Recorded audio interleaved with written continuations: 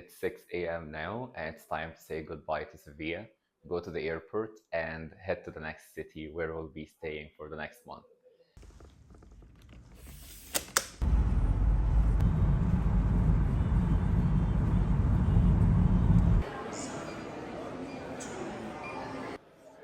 We made it to the airport, which means that now is a good time to talk about Sevilla. It has been 3 to 4 months that we stayed in Sevilla, and right now we are heading to the new city. Let's talk about Sevilla this way. Let's divide it into pros and cons. Let's start with the good side, and I'll say that the first one that I have in the pros, it's about people. People have been really friendly, really nice. Whenever you meet them at supermarkets, hospitals, pharmacies, getting to know some new friends and communicating with them, they don't communicate in English much, but they try as much as they can to communicate with you in Spanish. They don't just like give up on you when you have broken Spanish, like myself, for example, or something. But they use translators, they use body language, and they try to make you as comfortable as possible, which is really nice. Like, I didn't expect it. I'll say that people exceeded my expectations over here since we came when it comes to friendliness and being that nice. They treat you as you are one of them, not a stranger, not a foreigner, not someone who's coming from a different country, not someone who's coming to live in Spain and, let's say, affect the way of living that they have. Because in some other countries, I could see that, like, we'll talk later about some other countries that people, they say that, oh, someone is coming to steal our jobs and all of these stuff. This doesn't exist. I didn't see it by any means. People have been really nice, really friendly in a very nice way. So that has to be the first point for sure that we talk about. Then we move to the second one. The second one is about the city itself, landscape, and architecture. Architecture is quite wonderful. When we first came to Sevilla, I will not lie, I wasn't so impressed because I didn't explore much. So that was completely our fault at the beginning. And I expected it to be a city lower than average, but the longer we stayed, the more we saw, and the more places we visited, we found that the city has got a lot to offer. There are lots of wonderful places that you can always go to if you know the right areas, if you know what will be the most suitable thing for you to do. You will find lots of events, lots of people to meet, and lots of places to visit. Just going for walks without even using transportation, as long as you are staying in the city center, near Nervion or in Toriana, for example, as areas, makes it so easy to just walk around for hours and hours, and that will be just great. So that has to be the second one for sure, and it has been really great when it comes to the city, the atmosphere in it as well.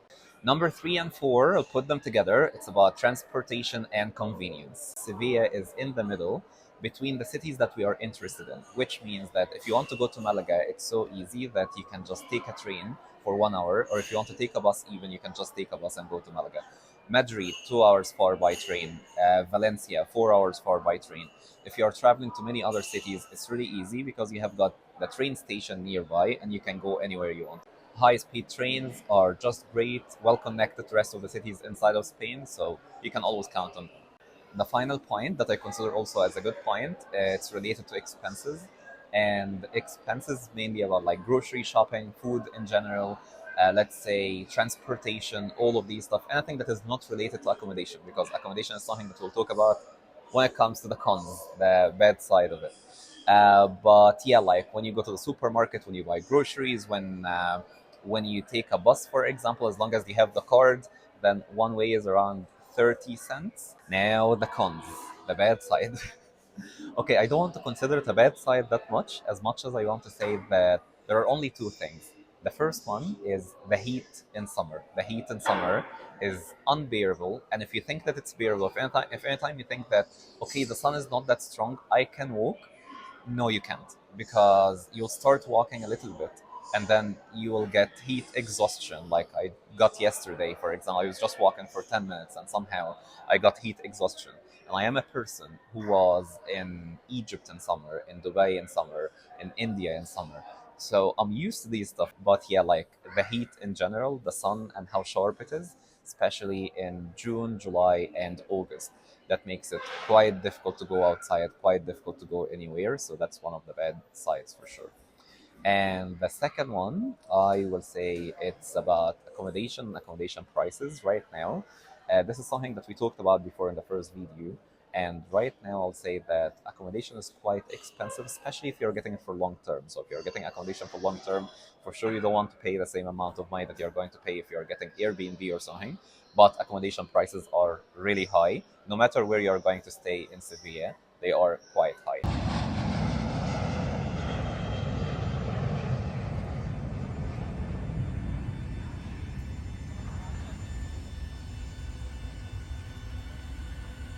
In our flight mode, it must be switched off now or remain switched off for the whole duration of the flight.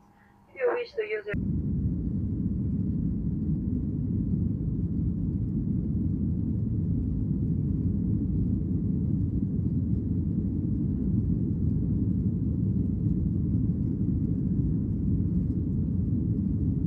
I have always wanted to be able to move easily and freely from one city to another, not only to live in one city, not only to live in one country.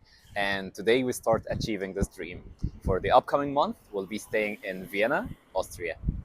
This video ends here, and I'll see you in the upcoming videos.